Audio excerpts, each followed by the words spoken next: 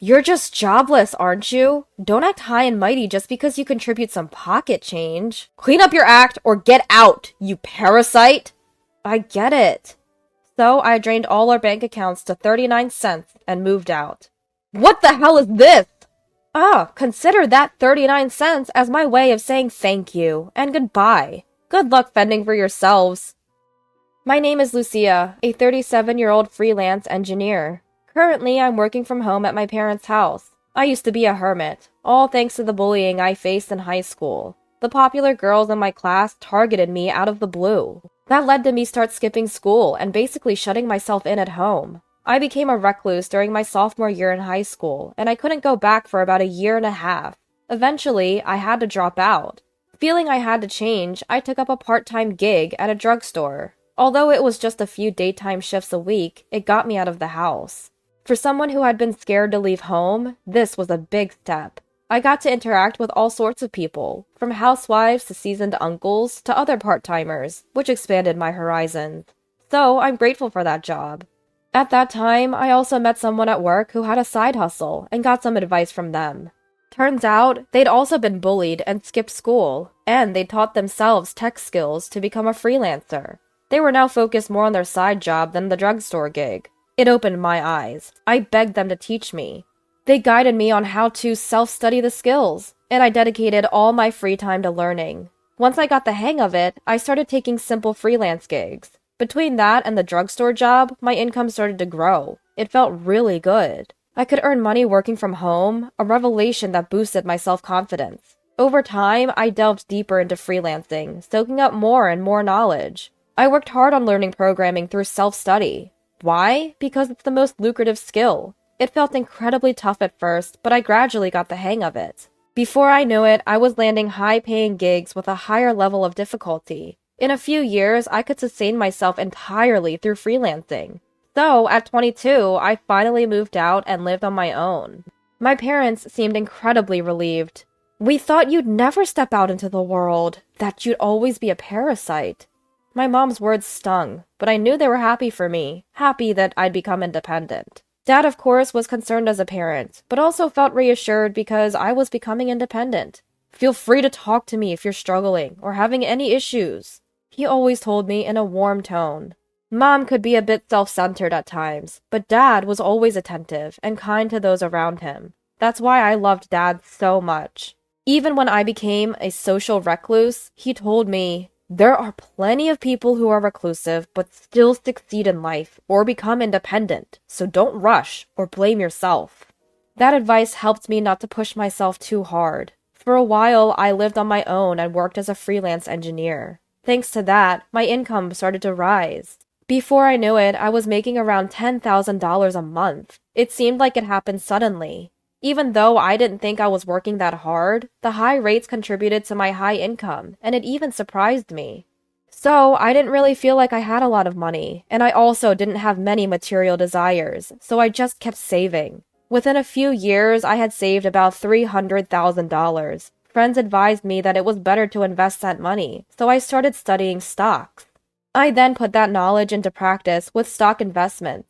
Thanks to that, I was able to grow my assets significantly. Since my living expenses were initially very low, I was able to live off the yield alone. I continued my freelance engineering work, which became extra funds for savings or investments, creating a beneficial cycle. Maybe you don't need to obsess over money. Just enjoying what you do could be enough. That became my mindset. Then, after a few years of living this way, I got a call one day saying Dad had collapsed. I rushed to the hospital immediately. Dad looked exhausted, sleeping on the bed. Apparently, he had suffered a stroke and was brought in by ambulance. I sat next to him, waiting for him to wake up. Dad? Oh, Lucia, it's been a while. Dad, you collapsed because you had a stroke. They gave you emergency treatment and now you're supposed to rest. I see. I'm just so glad you're okay. Then Mom, who had gone out to get some drinks, came back and was happy to see Dad awake. I was so scared when you collapsed in front of me. I'm sorry. The doctor advised him to stay in the hospital for tests, so Dad was admitted for a while. I visited him every day. Lucia, you come every day, but is your work okay? Yeah, it's fine. I'm managing my work. That's good to hear. I enjoyed catching up with Dad after a long time. Oh, Lucia, you're here. Mom, being a housewife, visited almost every day, so I often ran into her in the hospital room. Mom never really asked me about my job before. I assumed she'd heard about it from Dad. Then one day, Dad called me urgently, and I rushed to the hospital. Dad, what's going on? Both Dad and Mom were there. I'm sorry for the sudden call, Lucia. The thing is, I've got some lingering health issues that have made my legs and back weak. I'm going to need some help around the house. What? So, Lucia, could you come back home and help out with the chores? Dad didn't want to put the burden of both caregiving and housework on Mom. Sure. It was no big deal for me to help Dad out, so I agreed to move back home right away. I canceled the lease on my apartment and returned to my parents' house. Little did I know that this decision would lead to some unexpected drama. Lucia, thanks for coming back. I hate to be a burden. Don't worry, Dad. You've supported me all these years. It's the least I can do. While Dad was grateful I came back, Mom was not.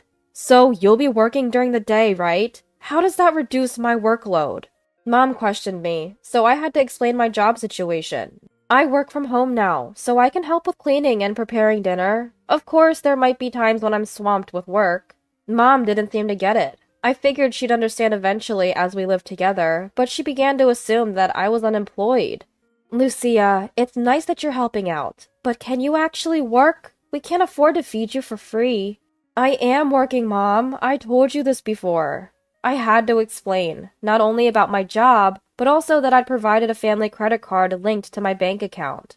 You can use this card for groceries or whatever, it's all taken care of. Despite using the card, Mom didn't realize it was linked to my account. No matter how much I explained, Mom wouldn't believe me. I knew this would happen. You helping out around the house doesn't mean you can just mooch off us. What? I don't even know why Clay called you back. Were you just living day to day? You don't have debts, do you? Because I won't help you pay them off. I don't have any debts, Mom. Really?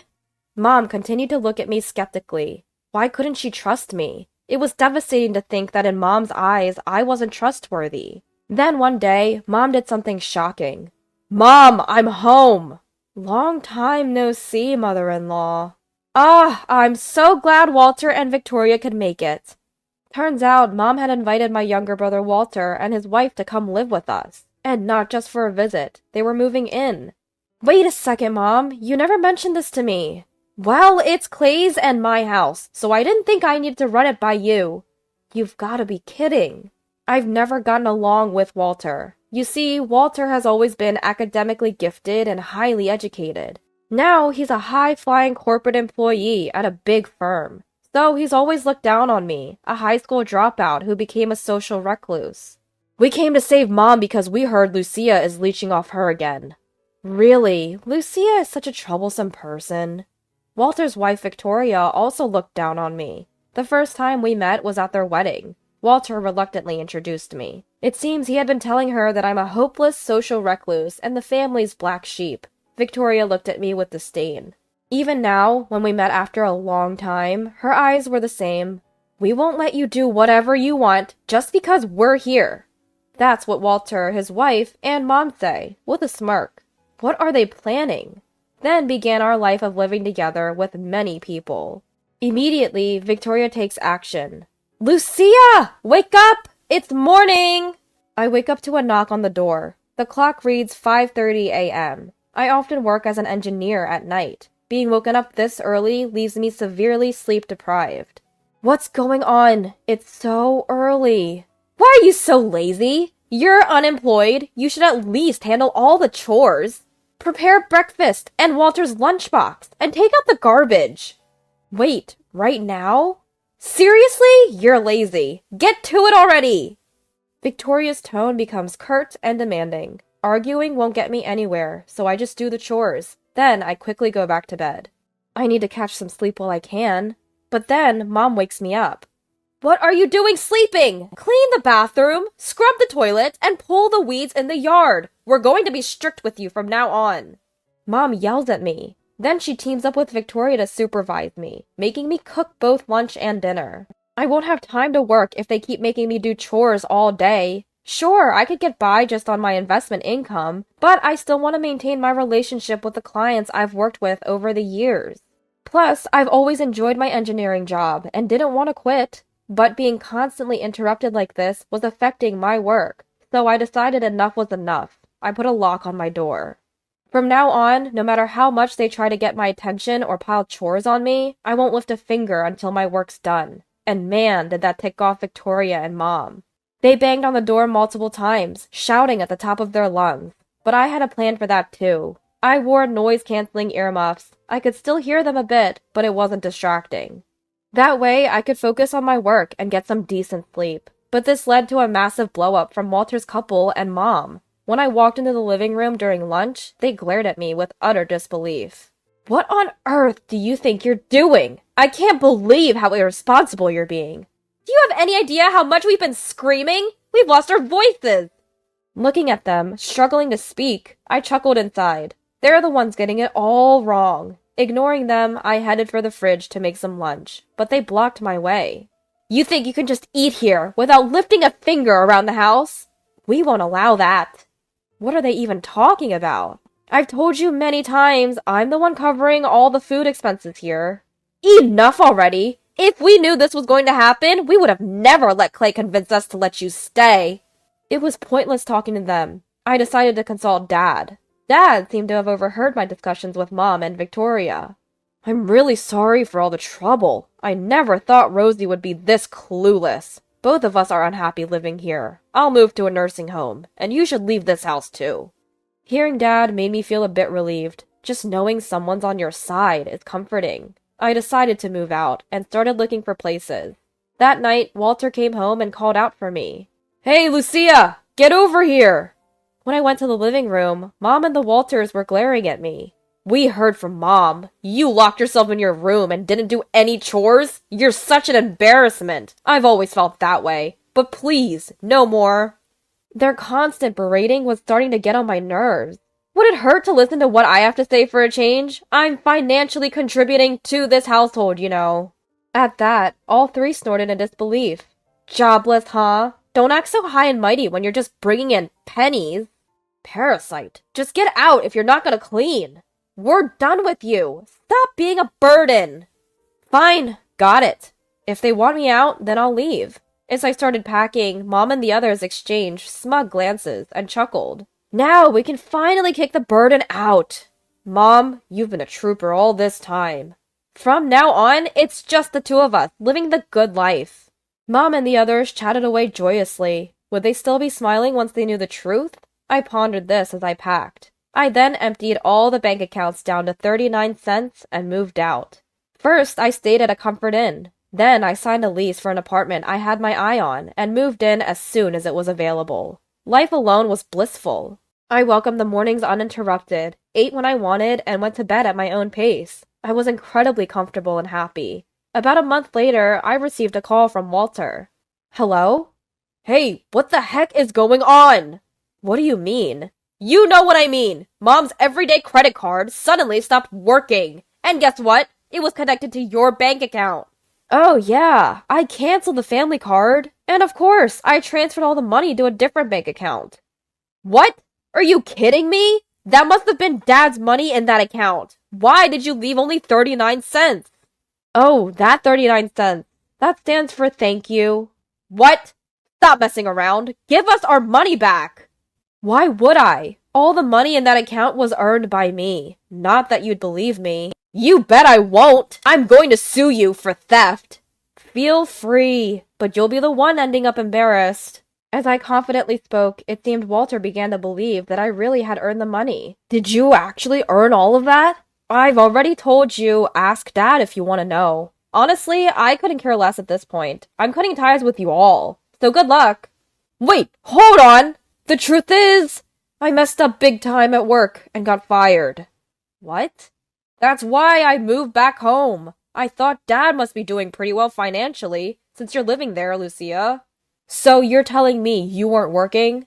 No, I was, but it was part-time. Okay, that's fine then. You're working, even if it's part-time. Good luck with everything. Wait, Lucia! I hung up the phone. I couldn't care less about Walter's job situation. Dad is all set to move into a high-quality nursing home, and that's all that matters to me.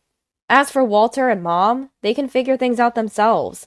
I've been ignoring all the regretful messages from Mom, saying she wishes I'd come back, or that it was her fault. Turns out, Dad divorced Mom when he decided to move into the nursing home. Apparently, he had grown disillusioned with her. Dad sold the family home and kicked Mom and Walter's family out. Then Victoria said, "We don't need to live together if there's no big house," and refused to live with Mom. So, now, Mom lives alone in an old apartment and has started a low-paying, part-time job. She's apparently worn out, constantly getting yelled at by a woman who's been at the job longer. Furthermore, regarding Walter and his wife, Walter was having trouble finding a new job, and Victoria apparently started having an affair with another man.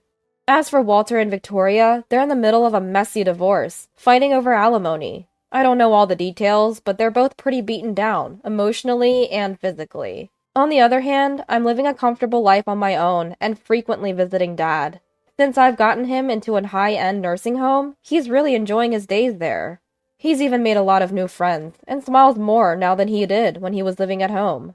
Going forward, I plan to continue caring for Dad while enriching my own personal and professional life.